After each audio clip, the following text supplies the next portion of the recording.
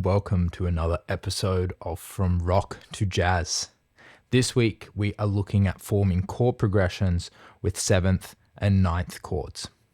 And all we're going to do today is take the corresponding 7th and then 9th chords from a single key, the key of C, and jazz up an already existing chord progression from a very famous song. Today we're going to be working with Let It Be. I'm sure you're all familiar with it. I'm not going to play the song because I'll get flagged for copyright, but I will play the chords along on guitar. And what we're going to do is take them into 7th chords and then into 9th chords as a little exercise.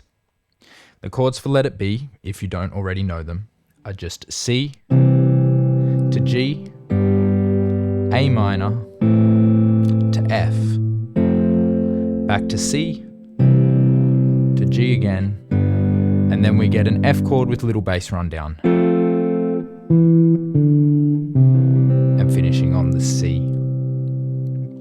Now, in a moment, a little diagram is going to pop up, and it's going to show the key of C with its respective scale degrees as major or minor chords, or diminished, our one diminished chord, and then the corresponding 7th chords for each of those. So we're not straying out of the key at all for this. We're just adding the 7th that fits into the key of C for each of these chords. Now, if we were to do that, we would end up with the C major 7 first. So we have 3 types of 7th chords that we're going to use in this particular progression.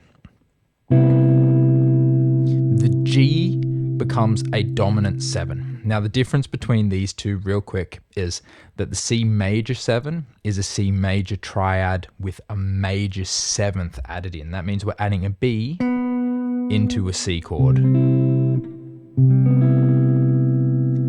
The G is a dominant 7, or what we just tend to call a G7 chord. That's a major triad still, but this time we have a flattened 7th in there. So instead of it being a major 7, which would be an F sharp, we don't have an F sharp in the key of C, but we do have an F. So the 7th for this G, sticking to the key that we're in, makes it a dominant 7. The A minor becomes an A minor 7. So this is the 3rd type of 7th chord we're going to use in this chord progression. That means that we have a G added into the chord. So a minor triad with a flattened 7th. So those opening chords would sound like this.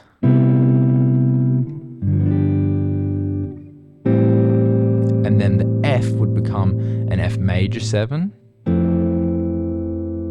We'd go back to a C major 7, to a G7.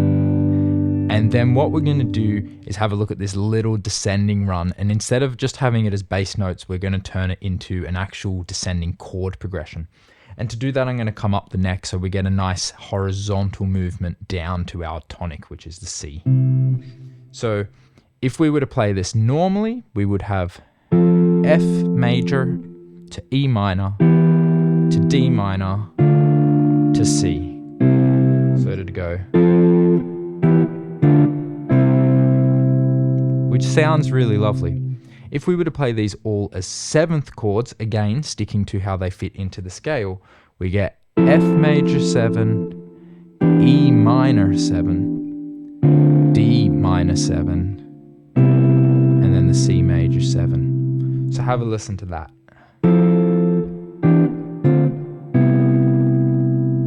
Now that sounds really pretty. And all we've done is taken a very basic chord progression and just used the corresponding 7th chords for the scale. What we're going to do next is the exact same thing, but we're going to add one more extension onto all of these chords. So in the same fashion that we did with the 7th chords, we're now going to make them a 9th chord. Now 9th chords are based off of 7th chords. They're sort of one step further into the extended chord ladder than 7ths are. So what we get with this is, instead of having a C major 7, we're going to add the 9th in here too. Now the 9th of C is D. So we have a D in our C major scale, which means that we have our regular ninth added in, but we have a C major 7 chord as the root. That means that we are ending up with a C major 9 chord. And now this is one of those things where playing on guitar, unlike playing on piano, can become a little bit tricky. We tend to run out of fingers and run out of strings rather quickly with these extended chords. So what we're going to do is start dropping notes out of the chords. Usually the first note that we'll drop is the 5th, and we'll keep the others. Obviously, if we're playing a 9th chord and we don't play the 9th, well, it's not going to sound like a 9th chord on guitar. And the 3rd and the 7th are our guide tones, and they're important. And obviously, the root speaks for itself, especially if you're doing solo guitar work. All of this is different in an ensemble setting, or even just with the bass player. You can get away with doing different things. But in this instance, what we're going to do is try to keep the important chord tones in the chord that we're playing. So we've gone from a C major chord to a C major 7.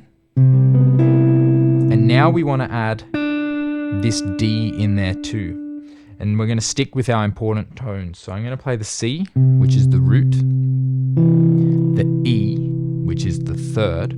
Now we're going to add the B, that's our major 7 from before. And then the D on top, that's a C major 9. Really lovely sound, really pretty.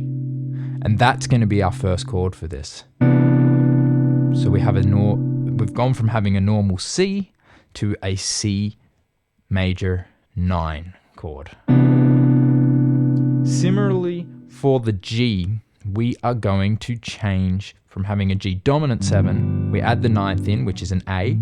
A is in the key of C, so we have our regular 9 added in. And we're going to end up with the G9 chord. And in the same way that we call G dominant 7s just G7s, we do the same thing with the 9ths. We're just going to call it G9. Now this can be a little bit tricky to voice on guitar depending on where you are. We're going to do the same thing and drop the 5th as our first option of getting rid of a note. Now, if you were to play this down low, you'd end up with a pretty muddy sound. You could do it, but it is going to be quite muddy. We're going to do G, our root, B, which is our major 3rd, the F, which is our flattened 7th, so that would be the 3 important notes from a G7 chord, and that A is going to get added in, and I'm just going to flatten my first finger to get that. Now that sounds quite nice, but what we can also do is have a look at what is the more regular 9th shape that we come across, which would be on a root 5. So we're starting up here on the 10th fret of the A, which is a G note. Major 3rd again, flattened 7th, and then the 9th on top. So we could play that exactly like this. So we had our first chord, which is our C major 9, and we had our G9 chord coming in next. Now that is already a far cry from which we had originally. As a quick little side note, you could play your C chord instead of playing it here. If you didn't want to move up because you wanted to play that shape for the G9, you could create your C chord from this shape here. We'd end up with the root, the 3rd, that's our major 7 there, and again I'm just going to flatten my first finger. So we get the 9th in there. So you could play that there if you wanted to, and then go to your G chord here. Up next is the A minor chord. Now, in the same way that we had 3 different types of 7th chords, we're ending up with 3 different types of 9 chords. We had a C major 9, we had a G dominant 9, and now we're going to have an A minor 9 chord. Now this again is a really pretty sounding chord. If we wanted to stick with this sort of maybe more familiar 9th shape, we could play that up here. So we'd end up with A, root, the C, minor 3rd, G, the flattened 7th, B, the 9. We have a B in the key of C. So again, it's a regular 9th that we've added on, which is a really nice sound. And then the F that we get afterwards same as the C is a major 9. So those opening 4 chords all of a sudden have gone from sounding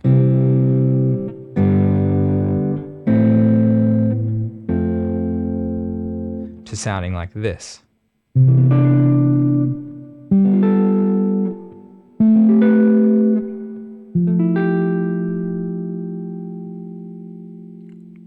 Then we'd go back to the C and the G, and then the final rundown we're going to do in a similar fashion to what we did earlier.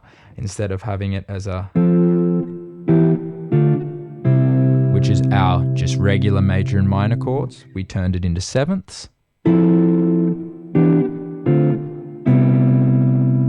And now we're going to turn them into nines. Now the F is an F major 9 chord, exactly like we had earlier. So F, root, A, major 3rd, the E, which is our major 7th, and then the G on top, which is the 9th. Now the E is the different one. So we had an E minor 7 before, but when we add the 9th into this E, we end up with an F, not an F sharp, because F is part of the key of C and F sharp isn't.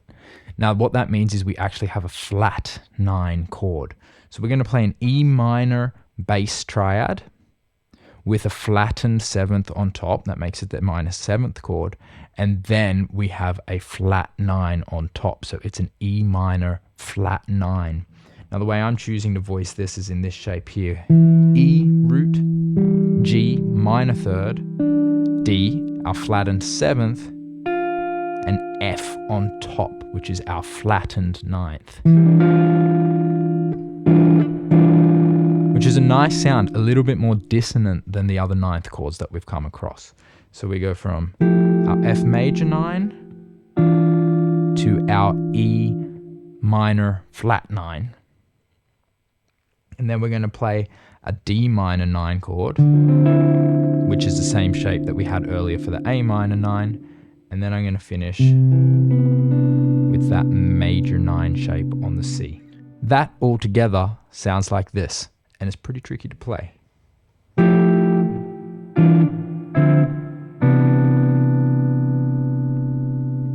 So even though you probably wouldn't write a chord progression where every single chord was a 9th chord or every single chord was a 7th chord, you can hear how just using those corresponding 7th and 9th chords straight from the scale, we have not strayed from the key of C at all, can really take a very basic, very common chord progression right out into, oh, you fuck. Okay, I'm back. My phone ran out of memory, of course, of all things. It's hard doing this. The final thing that I was saying was that you can see how you can take a very commonly used chord progression and just using the 7th and 9th chords from the key, really spice it up and really push it into not just the jazz realm, but just pushing it into something else that it's not. Obviously, the idea would be that you would experiment with both a mixture of the regular major and minor chords, the 7th chords, and the 9th chords, and come up with something that is to your liking. And that's it for this video. I do hope that you got some value out of this. I hope that you've enjoyed it and found it entertaining, at least to some extent. Hopefully, it's given you some tools to go and have some fun with on your music journey. As always, if you have found some value in this, a like and a subscribe does go a long way as far as pleasing the algorithm. And I hope that you found this a nice break from the usual very clickbaity thumbnail guitar videos that are usually on YouTube. As always, happy playing, and I'll catch you in the next one.